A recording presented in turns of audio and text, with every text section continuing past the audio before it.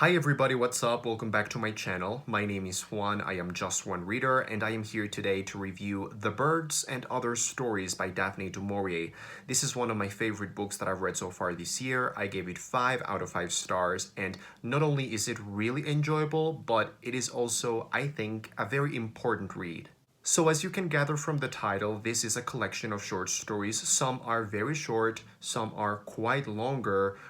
They almost feel and read like novellas, but they are all amazing, they are incredible, and I'm gonna try to tell you why.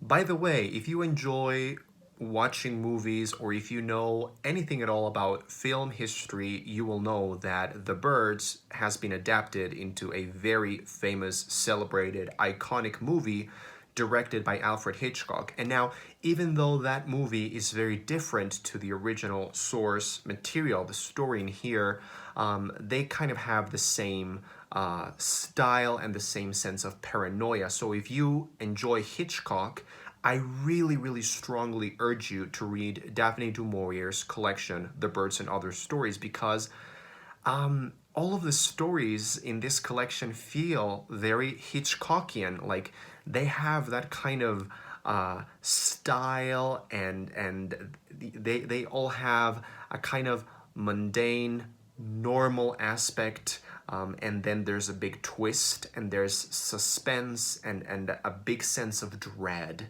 and you're feeling constantly on edge and unnerved by these stories. So if you enjoy Alfred Hitchcock's movies or the great sitcom Alfred Hitchcock Presents, then you need to read these stories. They just feel cinematic in a Hitchcockian way, and yeah, just go ahead and read these stories, please. So prior to reading this particular collection, I had already read some of du Maurier's more famous work.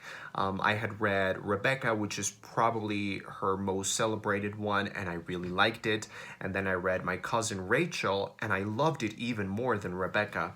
And what I love about du Maurier's writing is, first of all, her style, the way that she uses language and the way that she casts a spell on the reader, and she really immerses you, she pulls you in, and you're never really sure what's going to happen. Even when the stories are predictable and you can kind of see where things are going to end up, there's still a delightful, dark, delicious sense of dread and suspense. And that certainly happened with this collection as well. There's a couple stories in here that you can kind of predict the ending of them, but that doesn't take away from the stories. The stories are just suspenseful and delightful, and you are constantly being surprised by what she's doing. Something else that I really like about Daphne du Maurier is her way of using setting and creating an atmosphere. Her stories and her novels are just incredibly atmospheric. You feel oppressed and you feel trapped, claustrophobic, even if the locations themselves are open, open spaces. You know, there's a story here where the setting is a beach and it's just open space, and it still feels oppressive and dark and small and claustrophobic and dreadful. And I think that also has to do with what I previously said about these stories feeling incredibly Hitchcockian and cinematic. Something else that I really like about Daphne du Maurier's writing is that it is very difficult to categorize and put under a certain genre or a certain label. She has elements of horror and suspense and mystery and thriller, and there's just a bunch of ingredients and things thrown in there. So I don't know how to categorize it, but I think what I love the most about her and about the stories in this collection is the sense of dread. It's just kind of unnerving. It's like it's uncomfortable, and you know things are not going to end up in a very pretty way. You know, it's very difficult to predict a happy ending with Daphne du Maurier, and I love that. As I said at the beginning of this video, the stories in here are relentless. They are incredibly enjoyable and fast-paced, and extremely readable and very accessible. The writing style, even though it is really beautiful, it's super easy to read and super easy to get lost into it. So they are very readable, but like I said, something that I loved about reading this collection was that I thought it was very literary. I thought there were a lot of themes and a lot of discussions happening in my mind while I was reading them, and I think that enhances the value of this collection. It's not just a fun, wild ride. It's also talking about something really deep. Something that I really loved about this collection personally was that these stories really lend themselves very well for Freudian interpretations, psychoanalytical interpretations. I don't know if this is deliberate or not, or maybe that's just my interpretation of the text, but I was reading them, and of course, because I have a psychoanalytical background, I was like looking through that psychoanalytical Freudian lens, and I just found these stories so rich in theme and so very deep. Having said that, now I'm going to talk about each story individually. I'm going to tell you the basic premise without any spoilers. I'm going to tell you what I thought about that story, and I'm going to tell you which one I loved the most. The first story is the title story, The Birds. And if you have seen the movie The Birds by Hitchcock, well, they are incredibly different in terms of story, in terms of plot. They are very different, although they do share the same feel and the same tone and the same sense of paranoia. So in this story, we follow this farmer and his family who live in this very reclusive, insular, isolated coastal town in England. And something starts happening. No one really knows why, but birds all over England, all types of birds, start behaving really oddly and really crazily, and they start having these weird patterns in which they attack human beings at nighttime. So Daphne du Maurier uses this premise, and she builds this sense of paranoia, of dread. It's a story about feeling danger and feeling that your safety is completely destroyed, and that how fragile our lives really are, and how something like a natural disaster or whatever can just wreak havoc and cause chaos in our lives. Now, the story is great. It is absolutely terrifying. Like, this is one of the most terrifying, if not the most terrifying story in the collection. It's really frightening. I actually was reminded of the movie It Comes at Night, which was a great horror film that came out last year. It just feels very claustrophobic, and you feel paranoid while reading the story. Loved it. Loved how frightening it was. But I think there's also a really important literary theme in this story, which is the theme of masculinity. And masculinity in terms of what you have to do in order to protect your family, because we're following this male protagonist, the farmer, and he has to do some things that are painful and that are difficult, and we follow him and how he has this sense of, I'm saying masculine because it's, the typical gender role, I guess, but it's not necessarily a masculinity issue. It's just the theme of protecting your family, do whatever you have to do to get the job done. And yeah, I think the story really is about that, about protection, about a man who is confronted with himself and with his limitations and with his capacities in a time of dire need. The second story in the collection is titled Monte Verita, and this was my favorite story in the collection. I want a movie made out of this story. It is so great. It is maybe not as literary on the surface as the previous story was, but it is so interesting and entertaining and fantastical and weird, and it just, I swear, this played out in my head as a Hitchcock movie. I could just picture it in my head, as directed by Alfred Hitchcock. Someone really should adapt this because I just thought visually it was spectacular. So this is the longest story in the collection, by the way. It is longer than 100 pages. And it takes its time. It spans over decades, and we follow these characters and their interactions, and it really feels like a novel or like a novella. So basically, how can I summarize this? This is about two friends who enjoy climbing mountains, they enjoy hiking, and one day they encounter this kind of mythical, legendary mountain in Europe, which is called Monte Verita, which would mean the Mount of Truth or the Mountain of Truth. And there's this kind of weird legend of some weird shenanigans and happenings, some weird things that have happened on the top of that mountain. There's rumors of a weird monastery type of thing going on there, like a sect. It's a very fantastical premise. It's probably the most fantastical story in the collection, but I loved it. It was so interesting and so enjoyable. I think it was the most enjoyable one. And it's just mysterious.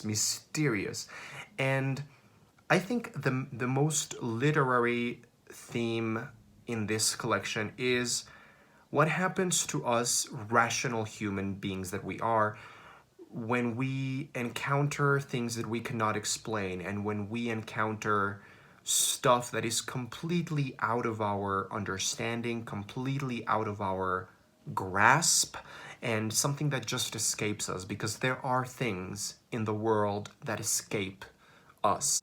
And so I was talking a little while ago about the Freudian interpretation, and reading this story really made me think of a really great article that Freud wrote, that I think is titled "The Ominous" or "The Sinister." You can find different translations: "The Ominous" or "The Sinister," I think.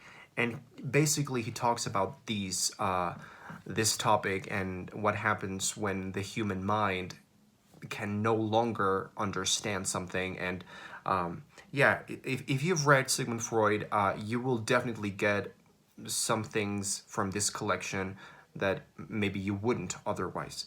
But yeah, this is just a great story. It's really long. It reads like a novel. It is super entertaining, and it's just creepy. It's creepy and unsettling, and I absolutely freaking loved it. The third story in the collection is titled The Apple Tree, and I think this might be the most literary one, and I think this might be the one where the Freudian psychoanalytical interpretation is the most obvious and the most helpful.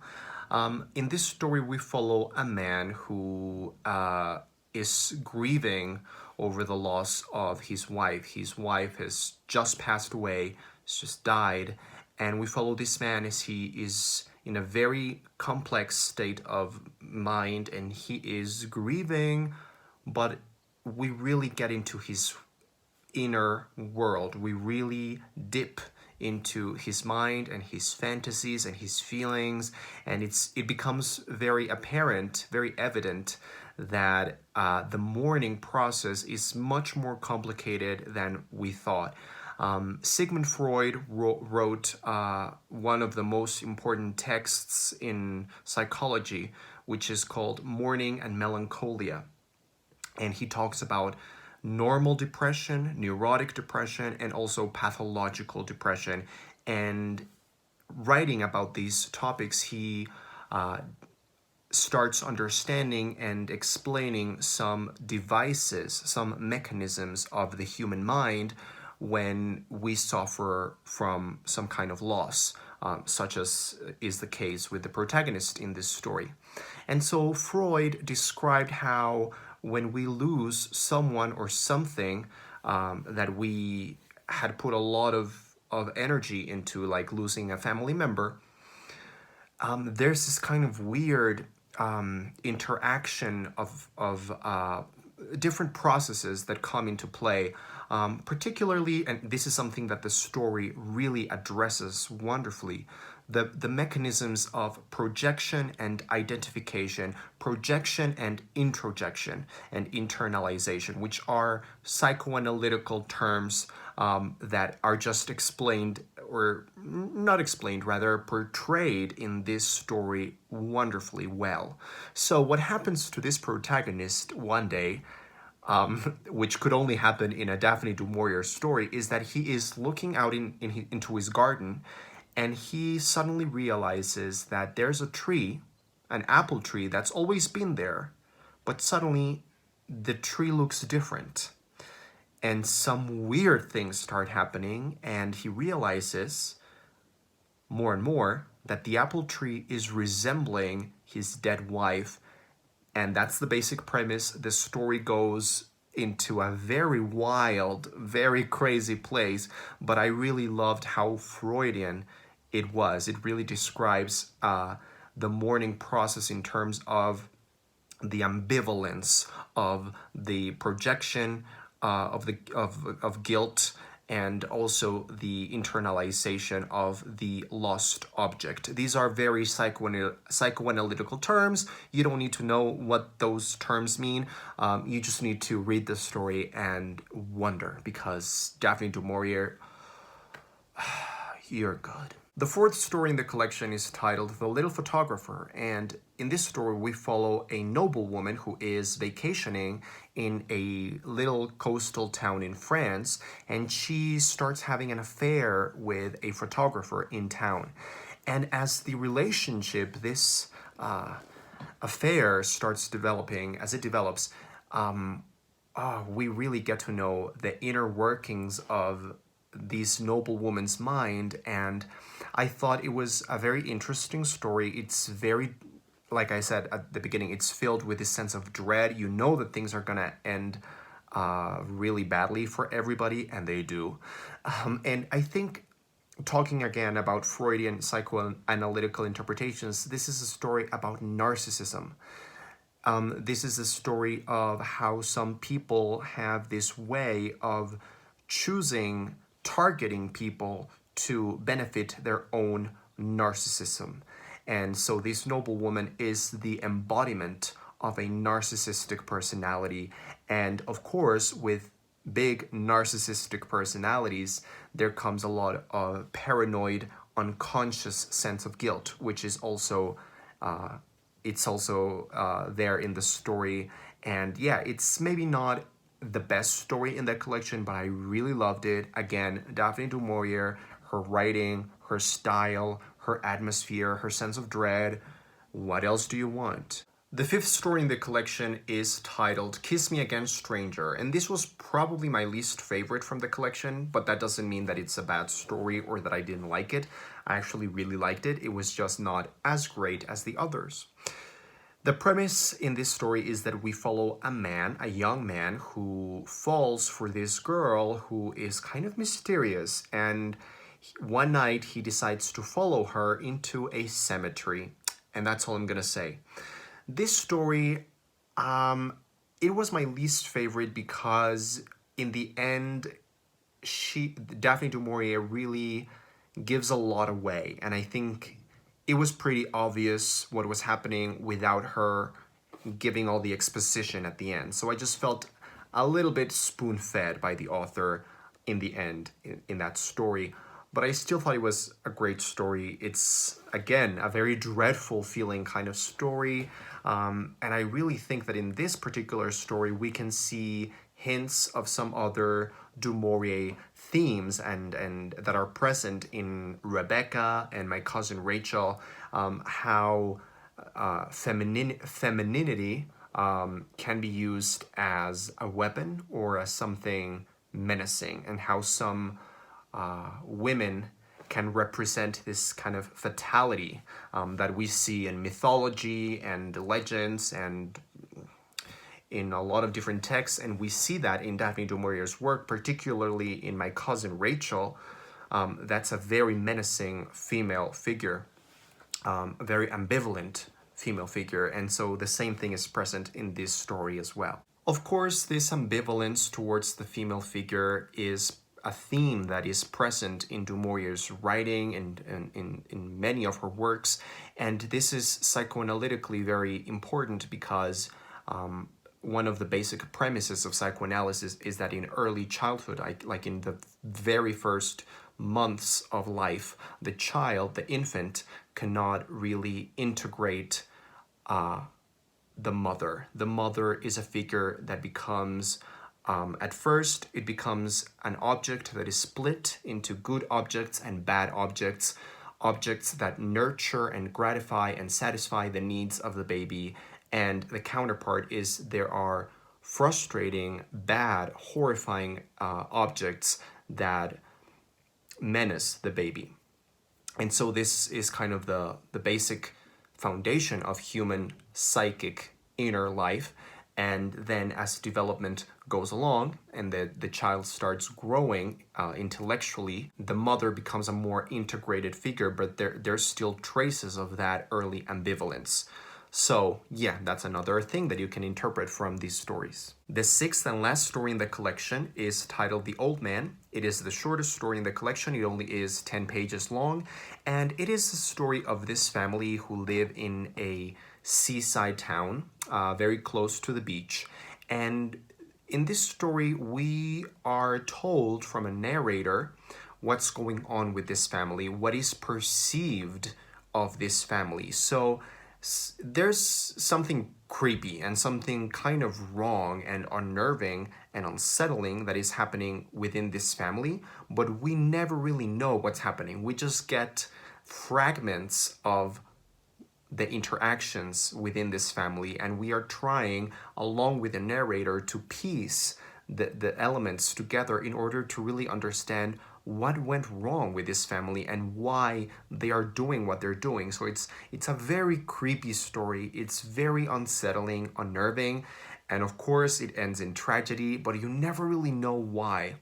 And I think from a literary standpoint, it's really cool when you have stories like this that confront you, again, with this sense of the ominous, the sinister, the dreadful, things that you cannot really understand, but our human mind is programmed to try to make sense of things. So I think this story is exactly that, is trying to make sense of things when you don't have a clue what's going on. And also on a psychoanalytical level, again, I think this is a very interesting kind of allegory or metaphor of the Oedipus complex. It's just simple as that. I'm not going to give anything away, but it has a very strong Oedipal component. And I thought the ending was maybe a little bit overblown and dramatic, and there's some use of symbolism at the end that is just kind of a little bit too much, but I still liked it. So in conclusion, Daphne du Maurier's The Birds and Other Stories, what a fantastic piece of writing. I absolutely loved the stories in here. They are all very different. They are all easily identifiable. Like, these are stories that feel individual from one another, but there's still a common thread going throughout the collection. And yeah, Daphne du Maurier is a writer that I should devour because I have loved everything that I've read by her. So please leave your comments down below in the comment section and tell me if you have read this. What did you think? What did you analyze? Did you analyze something? What did you think of my analysis? If you have not read this, what are you thinking now? Are you gonna pick it up or not? And if you have read or experienced any Du Maurier before, please leave your comments down below so we can chat about Du Maurier's amazingly dark, delicious, gloomy dreadfulness. Thanks for watching.